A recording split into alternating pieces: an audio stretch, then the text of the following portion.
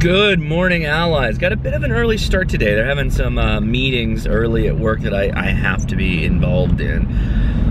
Yeah, but so it's been months ago now. Feels like months ago. I was in a chat, live chat on gun channels, and we were discussing millennials.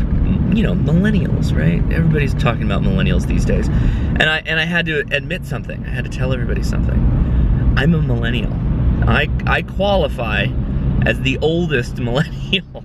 Let me explain. A millennial is someone who reaches adulthood in the new millennium. I graduated high school in the year 2000. I was born in '82. So that means that I am a part of a year of the oldest millennials. And I think my wife might barely qualify. My wife is a couple years older than me. So there are things that I am very much a millennial on, and there are things that I am not. And I am going to explain, compare and contrast the things that are good about millennials, or try to, there's not many, and the things that are bad. We know most of the bad things already. So the first thing that I think defines a millennial is that we question why things are the way they are. And I know there's been other generations that do this as well, but you have to understand, millennials are the first generation that has like the internet as the regular thing, computers as their regular part of life, like having a phone, right? That kind of stuff. And I have a good example of this. When I first started working. Let's get started. Drive safely. When I first started working, I worked at Baskin Robbins as my first job back when I was 15. And I started getting paychecks, and my mom was, telling me all about, showing me how to balance my checkbook and go and make sure it checks out, and depositing my checks and all this stuff. And this is about the time where I'm like hardcore getting into feet. Computers. Stay to the right to exit to I-405. I'm building computers. I'm also working at the IT booth, whatever. It's at the school I was at. This is before I got hired on to do it. But I kept asking her, and I kept trying to go online and figure out, why can't I just do this all online? Why do I need to do this on paper? Like, why do I need to keep a paper ledger?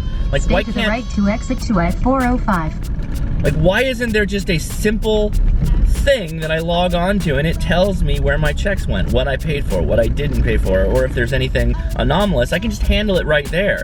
And eventually, that's what came to be, and that's what everybody uses now. And direct deposit is also a thing that, it's like, why are we doing it this way? Why can't, like, these are all just these numbers, right? These numbers, they all go somewhere. Where do they go? They go to the bank. These are your routing numbers. Let's use those numbers to just dump it in my account. Why do we need to have this third interaction with somebody at a bank? Like, just drop it there. Just go from the business owner to the bank. And eventually that's what also occurred. I don't necessarily claim that as specifically millennial, but millennials have a lot of that, and I question everything. I always question, why can't this be done with technology? Why are we still paying for this? Why can't this be done technology? Why are we still paying to do this? And by paying to do this, I mean either our money or our time. Nice, got some 4x4s there. That's cool. A little pressure washer. One of those little pumper majiggers. Pretty cool. A little truck there. Not a little bad setup. You go dig a fence, putting in a fence, bud. That's awesome. Hey, allies, I apologize. Where must I apologize? I wanted to make a nice little millennial video, but I got very largely wrapped up with work, and this part of the year is insane. For me, I found myself, it's a good problem to have. I found myself in a situation where I am like direly in need, but it means it's like a ton of my time, and so I can't like pour so much time into the dailies, which means I'm lacking in the vlogging sense. I apologize for that, but we will not stop this train. I started out talking about millennials. I was talking about bank accounts. Bank accounts are one thing. Oh, I was getting buzzed on my iWatch, Apple Watch. But what is a millennial? So I actually looked it up. I thought I was the oldest millennial. I am not the oldest millennial. The oldest millennial was technically born in 1978. 1978 is the oldest millennial, meaning that they turned largely into an adult during the 2000s. They became an adult. So this is some very interesting statistics that I will link to in the bottom, and you can look this up. 50% of millennials consider themselves politically unaffiliated. 50%. That is insane. 29% consider themselves religiously unaffiliated, meaning they're like atheists, kind of. They may not be like me, but they're atheists. They have the highest average number of Facebook friends, which, that's not a big deal. 55% have posted a selfie or more to social media versus 20% of Generation X, the previous generation. 8% of millennials claims to have sexted, whereas 30% have claims to have received sexts. S-E-X-T-X-T-S. Yeah. They send a median of 50 text messages a day. I have nothing to do with that. And as of 2012, only 19% of millennials said generally others can be trusted. Wow. There are about 76 million millennials in the United States based on the research in 1708 to 2000. Millennials are the last generation born in the 20th century. The 20% are at least one. 20% have at least one immigrant parent. Okay, so let me get the statistics out of the way. Let me rant for a second. So we covered the fact that I think millennials are about like technology and understanding what technology is about, and they look at things and they go, wow, why are we doing the same thing that we've always done? We shouldn't focus on that. We shouldn't do that.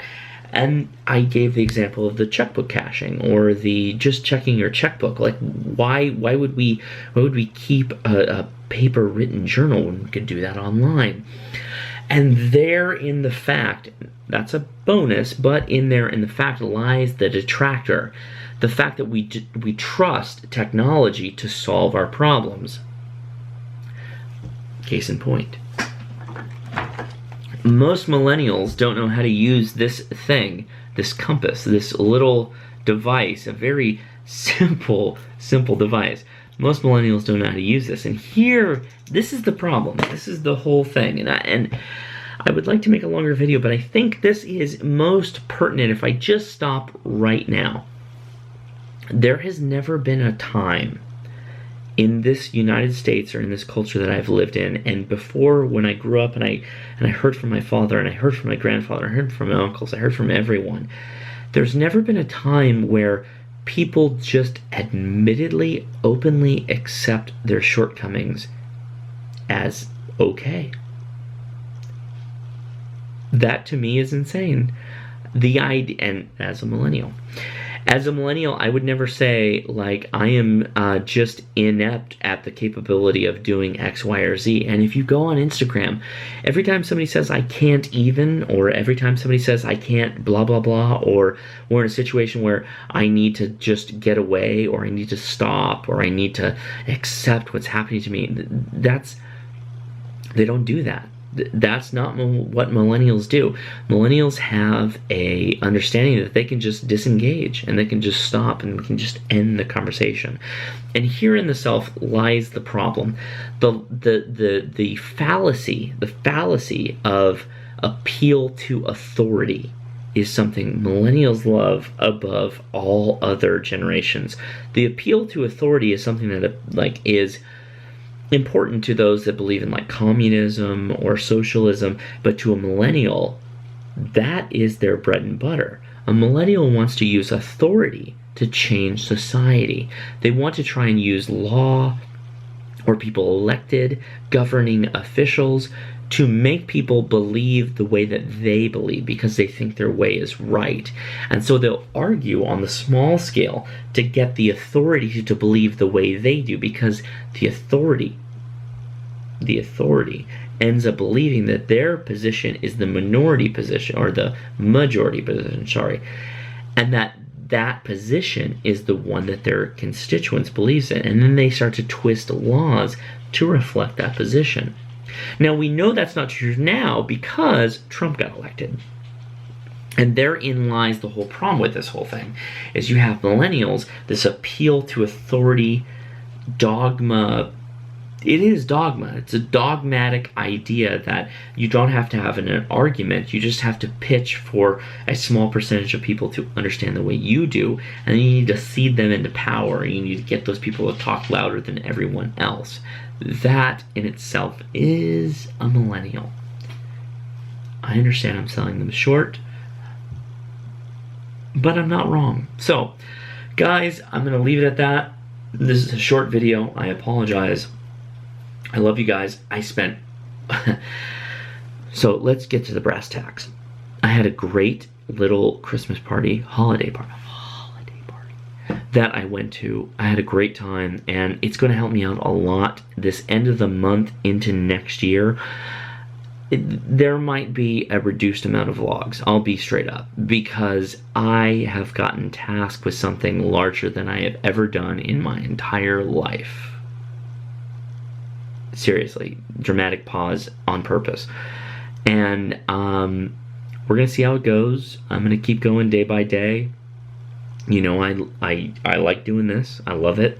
I've been doing it. I'm gonna continue doing it. But there's a reckoning. But I hope I can sustain the force of that reckoning. We'll see. Anyway, I would appreciate this if you gave me a thumbs up. I really would. This more than any other. Show me proof. Give me some evidence. Give me the thumbs up, because this is going to be at trying times, and I really would appreciate a little backup. That's all I'll say with that. I'm going to leave it at that. Guys, if you enjoyed this, give me the thumbs up. If you haven't already, please subscribe, and I will talk to you